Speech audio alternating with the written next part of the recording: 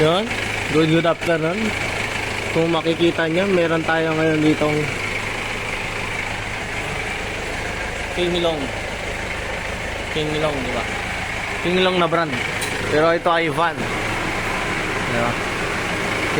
Ipapakita ko lang sa inyo yung ilalim niya. Konting specs lang tayo.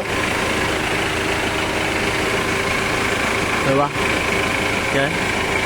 May ano siya dito sa kaliwa. May ABS na rin siya. May ABS motor na rin siya. Dito yung may ABS na siya. Anti-lock braking system na rin siya. Tapos dito naman sa kabila, dito yung kaya air cleaner. Yan. Condenser, intercooler, radiator. Yan, siya nakalagay. Dito yung air cleaner niya. Wala namang kakaiba sa air cleaner. Normal lang din na tulad na sa iba. Dito nilalagay sa harap. Yan, meron siyang dalawang fan.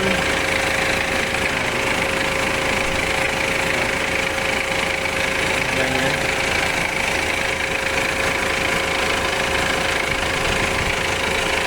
Kaya yung pangilalim niya. Yung kanya rack and pinion, ito. Ayan.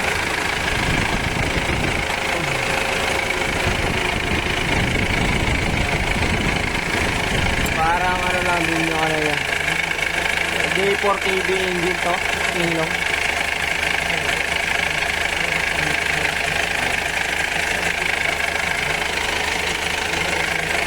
Walang pinagkaiba sa Hiace. Sa mga pangilalim niya. Mali nagkulit tayo ng bago mga brake pad.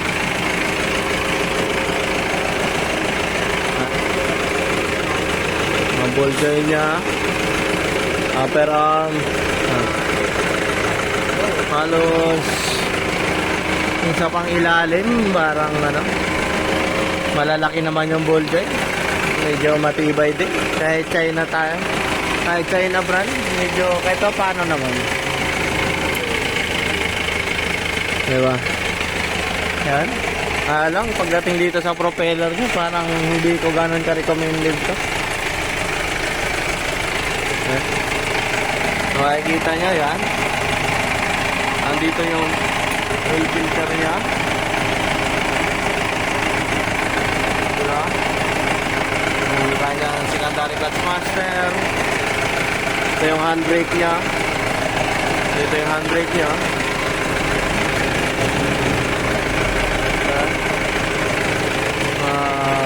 Itong mga sa likod ay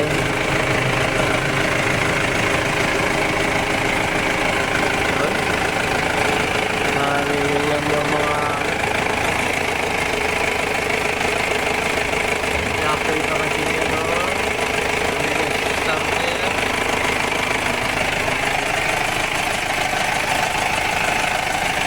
May catalytic converter na rin siya. Muffler. Yung propeller niya nga lang napakaliit. Diba? Transmission niya sakto lang din naman.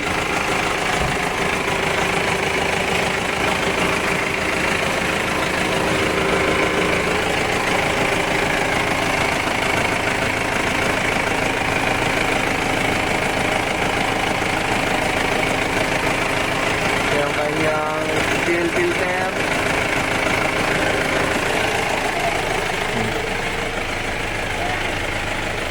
Differential niya. Differential niya medyo maliit din.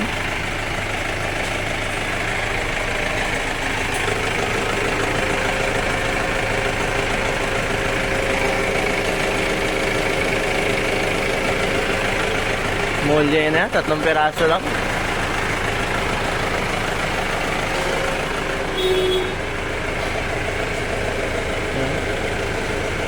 Malim dahil nga sa ABS siya, may mga sensor na siya, may mga wheel speed sensor na siya.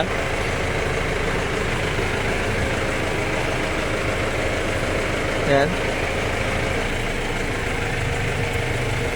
Dito din yung reserva niya sa likod. Yung tangke niya. Medyo sakto lang din. Pero maliit to para sa long drive. namang gaano kakaiba dito nakalagay.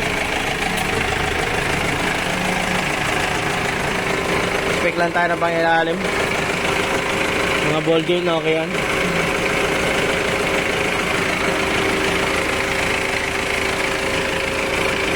Okay. Yun lang. Mga na, ano.